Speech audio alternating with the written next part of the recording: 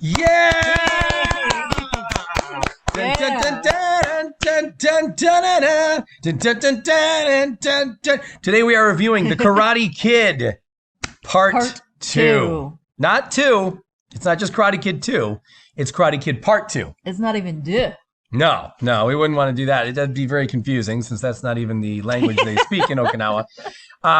Yeah, not Karate Kid 2. A lot of people call it that. It's Part 2. And I feel that when you add part in there, it makes the audience take it more seriously as a sequel. That you know is what I mean? Correct, sir. You understand, like Karate Kid Part 2. Like they didn't call it The Godfather 2, right? That would cheapen it. It's Police Academy 2, like something stupid. Right. You know what I mean? Yeah. Like you got a million sequels of like a silly comedy, but when it's something serious, you use the word part in there and people take it more seriously. I think that's a thing. I think music studios. I think you're onto something. What am I saying? Movie studios talk about that. Yeah. Anyway, let's get into this fucking film. Listen, Karate Kid Part 2, it's the continuing adventures of one Daniel LaRusso, the anti-hero prick that we spoke about from the first film is now back. And in this movie, this is the best. If you're not familiar, Daniel travels to Okinawa. He does.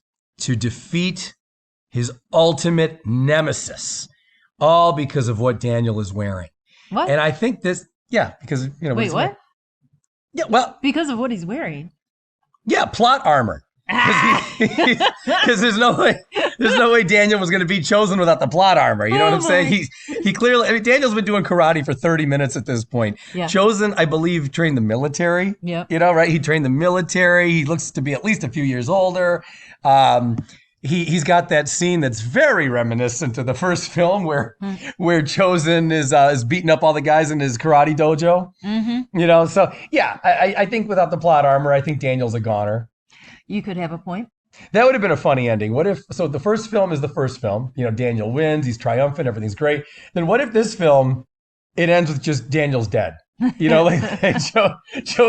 That's the end of the franchise. That's it. Nothing more. Forget plans for a part 3. Daniel's just laying there dead in Okinawa. All the Okinawans go home at the end. Go dark. They have to someone has to get across that little moat, that Chosen had so they can grab Daniel's fucking lifeless body. Oh my word. Mr. Miyagi's got to explain this to his mom when he gets home. Oh God. And then Karate Kid Part 3, not 3. Karate Kid Part 3 could have been that KREESE hears about it and then just reopens, and he does extremely well too. So there's no Daniel in Part 3, right? It would have been KREESE reopens, remember, because he had to close everything down. But now with Daniel dead, everybody succeeds. Everybody does well. Oh my gosh. Yeah. Well, it didn't happen that way. It did not. That's like the alternate ending. But pay no attention to what was just said. No, forget all that shit. But listen, this is great. This is a great film. What do you think of the beginning?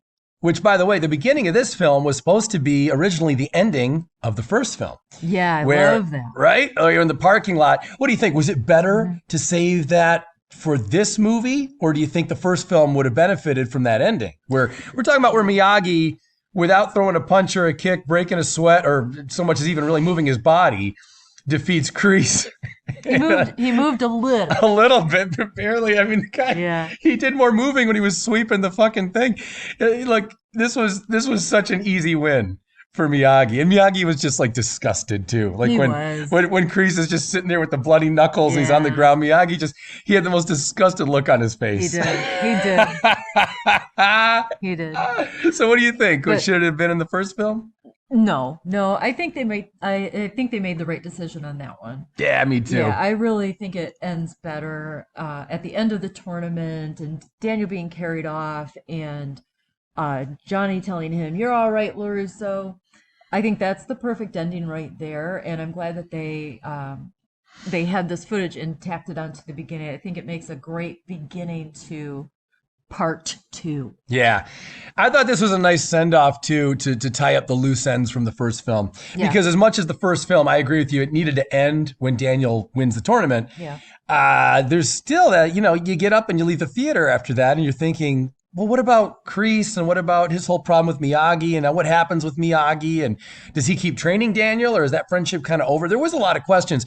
So I dig how this movie kind of picked up some of that. Simple. I had no thoughts on that line whatsoever. Oh my God. I looked out of the theater and went, yeah, victory! Not me. I was thinking if I'm Daniel, I don't just win the tournament. I kick these guys' ass at school now too. You know, that would have been that should have been Karate Kid Part 2.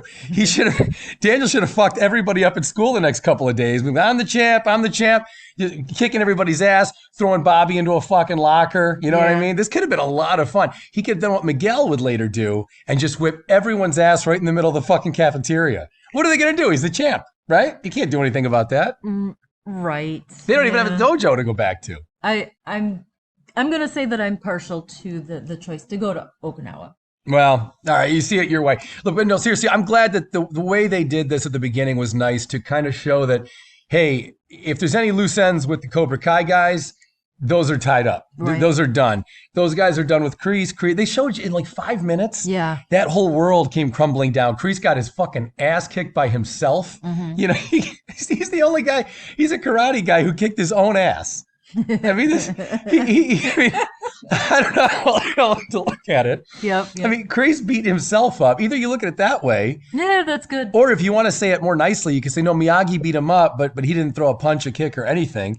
That's not better. I'd probably rather lose to myself than lose to a guy who didn't throw a punch, a kick, or do anything. Mm-hmm. Or the third way you could spin it, you could say he got beat up by like a Maserati. Yeah. That's not better either. You don't want to get beaten up by cars. It was probably a Chevy, but... Who cares? Yeah, I don't know what it was. It was dark. Listen, that whole scene is great. I thought that was a nice way to just kind of wrap up a little bow, put a little bow on the whole Cobra Kai thing, and just let you know, like, yeah, they're done. Well, right. Until the next film. But moving on. Yeah, moving on. So that was fucking wicked. Now, how about this? Then Allie, who we were supposed to love so much in the first film, written out in like 20 seconds. Yeah. Right? Yeah. And from something that would later get retconned in Cobra Kai. And for those of you, if you don't know Cobra Kai, you need to. You need to. They changed this. They retcon out this whole thing about her wrecking Daniel's car. Yeah. Turns out Daniel, once again, gets his facts mixed up. He's a little bit of a liar. And she didn't do that. A little bit of a hothead. And yeah. And she didn't leave him for some football player. Daniel's an ass. Anyway, so yeah, that's what happens there. So then Daniel decides that he's going to go with Mr. Miyagi to Okinawa. Now, this is where things get great because that's where they mean Sato. Let me tell you, no one on this planet can hold a grudge like Sato. This guy's been stewing for like 40 years. I come close. Yeah, well, Sato has been just pacing around, throwing punches and kicks at every fucking piece of wood in Okinawa for like 40 years. Yeah. Thinking that one day, these guys are near the end of their life. You'd think he would move on. No. Yeah. He's taken out his aggressions on the people of Okinawa. He's furious beyond furious. And all he wants to do, all this guy does, is think about the day where he can face Mr. Miyagi again so then he can kick his ass immediately. However, when he gets the chance, repeatedly, he doesn't kick his ass. He just talks about it and wants to like plan a time. You know what I mean? It's like, this is how high school is too. There's always some asshole that wants to beat you up. And you're like, all right, well, let's fight. And then the kid says, next Wednesday at 3 p.m., we're going to go over there by these hills. It's like, it's always some very distant plan. And Sato is very similar because I think he had like 4 opportunities in this movie. Mm-hmm. Like when he first sees Miyagi, you know, when they pick him up at the airport and all that, and then they brought Miyagi to Sato. Why didn't Sato just do it then? Instead, he's like, oh, Miyagi, I'm going to be in so much shit, right, if I do the voice. He's like, I will kill you. He wants to kill Miyagi there, but instead of just doing it right there in that garage, he waits. Then he sees Miyagi again and again, and then he gives him 3 days to mourn. And then, and I'm jumping ahead a little bit here, but do you remember when Sato sends some of those goons, like Okinawa's version of Cobra Kai, he sends them over to get Miyagi? And then Miyagi's like, no, tell Sato I'm not going to fight. Remember this? Yeah. But then Miyagi just goes to confront Sato anyway about the fact that those guys came up to him. This movie has a lot of plot holes. It's a great movie, but it does have a lot of plot holes. So yeah, these guys come to get him. Miyagi says, fuck you, I'm not going to fight. The very next scene, Miyagi shows up at Sato's place. And of all things, Sato's not like in a business meeting he's not doing anything productive. He's training for karate. He's actually in his gi. And he's trying to break that fucking board he's obsessed with, right? That big piece of wood he's had since he was a kid, and he can't wait to break it. So you'd think he sees Miyagi come walking in right after he sent these guys to go get him to fight. You'd think Sato would be like, all right, great, he's here. Let's throw a punch or a kick. Finally, I've had a million opportunities. Mm-hmm. Nope, he doesn't. He's not even fazed by Miyagi walking in. He just kind of keeps... Oh, I wish we could show it right now. Yeah, that scene show the clip, but it's copyright. That scene was a little weird in the way that it played out. I mean, Miyagi walked in so casual, just kind of swinging his dick like it was no big deal. He's like, hey, Sato, listen, quit sending people to tell me to fight you. I don't want to fight you. There was nobody else around. If Sato wanted to put together Miyagi's murder, what better time than to do it when no one's around? You're at your own house. Miyagi came to you. Mm-hmm. You're in your fucking gi doing karate. I mean, it's perfect. You're dressed for it and everything. Yeah. And what did Sato do? He didn't even like turn around really. He barely faced Miyagi. He's like, get out of here. I'm too busy with this fucking board. He's been trying to break the board right before Miyagi walked in, so he's warmed up. I mean, between KREESE and now Sato, these guys, like, on one hand, you're supposed to believe these are real badasses. These guys are really well-trained military guys. Mm-hmm. On the other hand, I've never seen two guys lose at so many fucking things in my life. It's really bad. They do lose a lot. Oh, my God. All right, let's talk about some other things. There's some plot holes in this movie that really start to throw off. I mean, we talked in our review about the first Karate Kid, about all those plot holes. Mm-hmm. You know, Johnny getting a black eye from the karate chop to the chest and things like that. Mm-hmm. But there's some bad ones here too, especially with timeline and age. Because Miyagi makes clear, like, doesn't he say it's been like 40 years since he'd been there and he'd left as a young man? You know what I mean? Mm-hmm. And also, so it sounds like Miyagi's like maybe close to 60, right? That's what it sounds like. And he just met Daniel a few months ago. But then you jump ahead to Cobra Kai, and in season 3, Daniel's like 52 or maybe 53 years old. And he says, I'm the same age now that Mr. Miyagi was when I met him. And I'm like, that doesn't actually add up. I think Mr. Miyagi is like almost 10 years older than you are right now. That's wrong. Mm-hmm. Maybe Daniel just doesn't know his shit. I mean, Daniel's known for getting things wrong, but... Indeed, he is. Yeah, I guess that's a little odd that they're making so many mistakes. Hey, let me go back to the beginning of the film again, because this is kind of interesting too here. All right. After KREESE gets beaten up by those cars in the parking lot, remember Daniel said there's an interesting thing here we forgot about. Daniel turns to Mr. Miyagi and he says, you could have killed him, couldn't you? And then Miyagi goes, aye. And Daniel says, well, why didn't you then? And by the way, I got to tell you, I saw this movie in a theater. That's how old I am. When I was in the theater, I remember kind of looking around like, does anybody else think that's insane? Daniel just asked Mr. Miyagi why he didn't literally kill a man over a karate tournament involving teenagers. It was kind of like, have you not listened to anything that Miyagi has been teaching you for 6 months? I mean, there's a million things wrong with that. It's like, I know Mr. Miyagi's been talking about defense. Mr. Miyagi wouldn't even throw a punch or a kick at that man. Mm-hmm. And then Daniel's like, why didn't you kill him then? Like, why didn't you just commit murder right here? There's only, 1,000 witnesses. In the parking lot. Yeah. And like, it wouldn't be hard for the police to understand motive. You know what I mean? They're like, okay, so did you know this gentleman? Yeah, I showed up to his dojo a couple times and we had some words and, we hated each other. Okay. All right. Did he ever do anything bad to you or make you mad? Yeah, multiple times, including just now. He tried to attack me in the parking lot a couple times. I mean, it's not looking good for Mr. Miyagi to kill him. So yeah, Daniel clearly doesn't understand anything from the first film. Yeah. At this point, we know Mr. Miyagi better than Daniel does. I thought that was kind of funny. And then in season 3, though, jumping ahead to Cobra Kai and looking at some of the ways that the show connects with the movies. In season 3, spoilers for season 3, because this is pretty important. But at the end of season 3, Daniel is just about to kill KREESE himself. So that's kind of funny how. Geez, I almost wish like he had a flashback to when he said that, because it was just so. Yeah. There's like some poetic kind of justice there. Yeah. That 40 years later, Daniel, after Daniel saying, "Why didn't you just kill him then?" It'd been great if Mr. Miyagi in Karate Kid Part 2, if he just said, "Daniel, son, give it 40 years and you'll do it yourself." That would have been perfect. And for 40 years, we're like, what is he talking about? Yeah. And then we finally get Cobra Kai season 3. But anyway, I digress. I'm jumping around, but I love the connections between this movie and Cobra Kai season 3. Yes. So much fun. Yeah. So what do you think? The love story. Who do we prefer? Allie with an I or Komako with an O?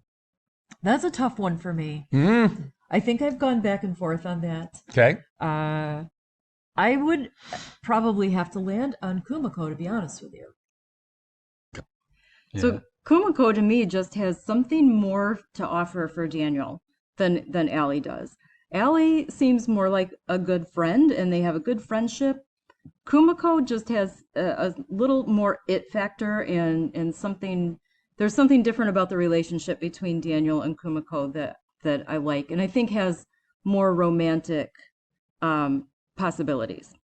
You don't think the ESL problem was maybe contributing to some poor communication? No, it probably helped. Yeah, probably with Daniel, you don't want to understand him as well. Yeah. Daniel kept saying stupid shit to her, too. He's like, hey, we should take this on the road. And I'm a free agent. Yeah, free agent. How about when he says, is this seat taken? Yeah. She's like meditating and like being very spiritual and kind of withdrawing inside herself. And he comes in with this cheesy fucking bullshit from Reseda. Yes. Yeah, Daniel's got no class. I love it. Yeah, very good. Very good stuff. I don't think either girl should be with Daniel. I think Daniel's better solo. You're partial to Amanda. I don't know what you're talking about. There's no Amanda. Oh, from the show? Yeah. No. I don't think Amanda's going to get the right one for him. So let's talk about the ending of the film here, because did you see the ending coming when you first saw this movie? Like, did you think that it was going to come to a fight to the death? No. Really? What did you kind of think was going to happen? I kind of thought it was going to end after the storm. Yeah. And with the celebration and the bone dance. That's what I thought. Yeah. I actually thought they were going to do, like, I was a kid, okay? I was a young kid when this came out. But I actually thought the idea was going to be to end this movie where the lessons that Daniel had learned now didn't need to lead to another karate fight. Yeah. But that they served him well in bravery. That the Chosen went running off as a fucking coward, total pussy. Right. All of Okinawa was like, Chosen's a bitch, you know what I mean? And then Daniel climbed up and saved that girl's life. And then they saved Sato. And I felt like that was the story. I felt like, all right, well, that's enough. I mean, Chosen running off and being a bitch is enough of a win for Daniel, and everything's cool. And then the bone dance was going to be it. So as a kid, and keep in mind, this was before the formula was really in place. You know what I mean? At the time, we'd only had, I don't know how many Rocky movies we had. I guess we were on Rocky 4 at the time. Mm-hmm. Yeah, so I guess there was kind of a formula when you look at it that way. Yeah. It's like, okay, this ends in a fight. I don't know. I didn't necessarily think it was going to end in a fight. I thought the bone dance could have been it. And that's not what happened. And Chosen, I thought that was a fucking great thing. That way Chosen comes swooping in like Spider-Man. He had like a... Yeah. What the fuck was he on? It was like some kind of a... I don't know. Yeah, well, it doesn't really matter. It doesn't matter. He comes swooping in, and he's pissed now, right? Yep. Chosen's more mad than Johnny or any of the Cobras, or even KREESE, ever could have been. Like, no one... Yeah, frankly, look at it this way. Chosen developed more hatred and more of a grudge against Daniel in, like, Daniel being there maybe a week. Yeah. More than Sato had for the whole 40 or 50 years, or however long he was holding that grudge. So this was wow. Talk about a quick fucking hatred. This was something. He learned his lessons well. Oh my God, yeah. He comes swooping in now, right? Chosen's madder than he's ever been in his life, and I love what he says to Daniel. He says he says your apology won't give me back my honor, and then Daniel has the greatest line in the movie when he goes, well, neither will this. And Chosen is standing there with a knife to fucking Komiko's throat. Yeah. And like when Daniel says, and neither will this, I'm thinking, that's a good point, dude. If I'm Chosen, I'm gonna put the knife down and go, you're right, I have nothing to really gain here. Instead, Chosen knows that makes more sense than what he's doing. And he's like, fuck it. I don't care. You absolutely have to cross over here and come fight me on this little island thing we're on. He's so filled with rage, this guy. And then even fucking Sato, the king of grudges, who was mad as hell like 12 hours ago. Even Sato turns to him and he's like, Chosen, you're being a prick.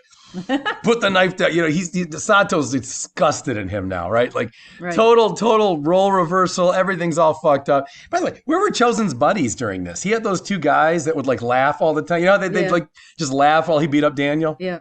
What happened to them? They were nowhere to be found. You don't think they were in the bone dance, like just kind of being involved with everybody? I don't know. I don't think so. No, probably not. All right, so they're gone. It's Chosen completely on his own, man. He is on his own mission. He is determined to fucking kill Daniel. He is furious.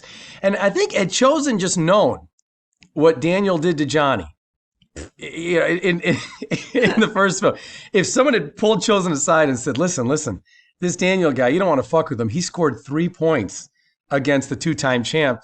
But can you imagine the look on Chosen's face if someone told him that? He'd be like, I don't give a fuck. I'm killing this fucking guy.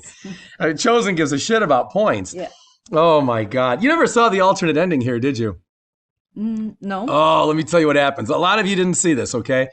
So you know how Daniel, at the end, when he finally defeats Chosen, and he gets him on the ground, and Daniel grabs the back of his head, and Daniel says, live or die, man. And Chosen goes, die. And then Daniel says, wrong. And he kind of honks his nose. He goes honk to his nose. Yeah.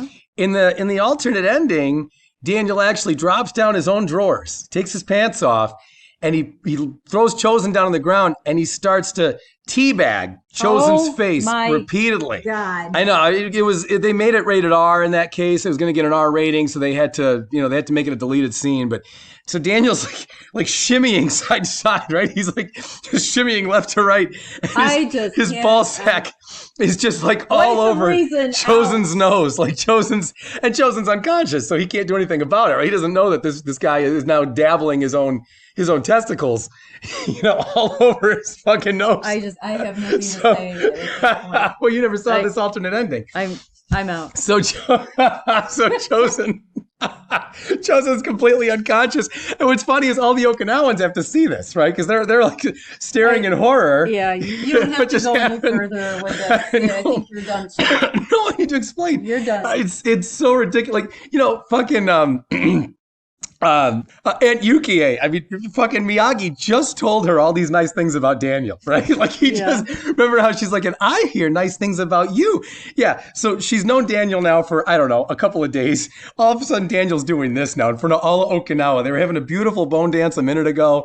Then there's a fucking fight to the death. There's a knife involved. A girl gets punched in the face. This is going to be the most classic of all the trolls. Oh my God. And so Daniel's asshole is just hanging out. His cock. And at this point, like, fucking Kumiko gets up. To all of the listeners. Kumiko with an O is like awake now. She's kind of getting up. She's like, Daniel. And she thinks that she stopped too. And Miyagi's just side to side, like just shaking his head. No, Sato doesn't know what to do. He just made friends with Daniel a minute ago. It's a ridiculous. They didn't go with it. This is the ending they threw away. So this is only on the Blu-ray. That. Yeah, for some reason. But anyway, look, what can I say? Karate Kid Part 2. It's a classic. It's absolutely a true classic. Would you say that the first film is more the slice of Americana, kind of like typical teenager movie of like just a normal teenager being in high school? And then this film is sort of like what happens during summer vacation in a weird way? I hadn't really thought of it that way. I kind of picture Part 1, Karate Kid, the original Karate Kid, as it's Daniel's story. And Part 2 really felt like Mr. Miyagi's story. And honestly, Part 2 for me has so much more depth than Part 1. So Part 2 is actually my favorite of all of them. Yeah, this is a sweeter movie and a little bit of a more meaningful movie. Yeah. But the first one's got more. It's more identifiable. It's more. It hits home more in some way. Mm-hmm. I think for at least for people in America anyway, it just feels more like something relatable. Because we can all relate to some aspect of the teenage high school scene. But I don't know. If I had to choose which one am I going to watch, if I can only watch one of them, and I want to be entertained and I want to enjoy the movie, I'm going with Part 2. Yeah, I get that. The first film, there were so many parts of it that like remind me of high school. Yeah. So many things like getting into fights and going to like a place like golf and stuff where everybody meets up. But never in my life have I traveled to Okinawa and fought anyone to the death. So this is a more abstract movie to me. And I think that makes it a little tougher. But still, overall, yeah, I think this is a slightly better film. Kumiko, too. Kumiko, oh, that poor woman. She got punched in the fucking face by this guy. Hey, when it's all said and done, now that Daniel beats him and Chosen is laying there. Remember, there's like a moat. Remember how they needed like a bridge to get across or whatever? Yeah. So who do you think moves his body? Like, what happens? Does everybody else go home? And does Daniel go home and they all go celebrate? And then like 12 hours later, does Chosen wake up and he's like, go back and get him. Well, maybe not. Maybe he wakes up on the thing and he's like, oh shit, what am I? Did he like, I would love to see eventually what happens. Is it like a Yanni concert where someone comes up and they go, hey pal, wake up. We're closing. We're closing up. You got to wake the fuck up. You know, like what do they do? This poor, oh my God. Chosen, every time he tried to advance himself, he sunk lower. He made himself look like a bigger dipshit. Yeah. Like if he had just given up when Daniel hit him in the cock and got his wallet back, remember that? Yes. If I were Chosen, I'd have said, you know what? I think I'm out of this. I think maybe the best thing to do is to just kind of quit while I'm ahead, because this is only going to get worse. Because since then, he lost his uncle. He looked like a fucking dildo when he wouldn't climb up and save that girl during the storm. Yep. And then when he comes swooping in here, his entrance to this fight was the most badass thing ever. I mean, fucking who's the guy from Die Hard? What's Bruce Willis's name in Die Hard? I forget. You don't know either. Comment us, let us know, because we should know this. It's another classic. Fucking the way he entered was so badass. To just get the shit kicked out of him a few minutes later, it's just, I mean, there's no going back. If I were him, I'd have left Okinawa altogether. You know, they should do a spinoff. You know, they keep talking about doing a spinoff from Cobra Kai. They need a spinoff of young Chosen 5 minutes after this fight was over with. Like, he's like, fuck it. I am getting a plane ticket. I'm getting the hell out of here. This is the most humiliating. I thought my uncle was humiliated. I look like the biggest jackass there's ever been. Yep. Anyway, everybody, look, comment. If you liked this video for any reason, then click like. I can't imagine anybody found value in this, right? I mean, this has been the biggest waste of time ever. But if you found value for some reason, then please click the like. But there's 3 things to do then. Click like and click subscribe and check yourself into an institution, because this is not the kind of entertainment that you should be, enjoying. It's not a good sign. But comment down below. Let us know, like, what are your favorite moments from the film, and what are some fictitious deleted scenes that you would have enjoyed to have? Preferably Daniel with his pants on. Preferably, yes. So, anyway, look, we'll be back soon. We're gonna review Karate Kid Part 3. We may review the 4th one. And then we'll review some Cobra Kai action before Part 4, Season 4 comes out. This is coming out soon. Cobra Kai. Peace. Enemy deserve no mercy. What is the problem, Mr. Sato?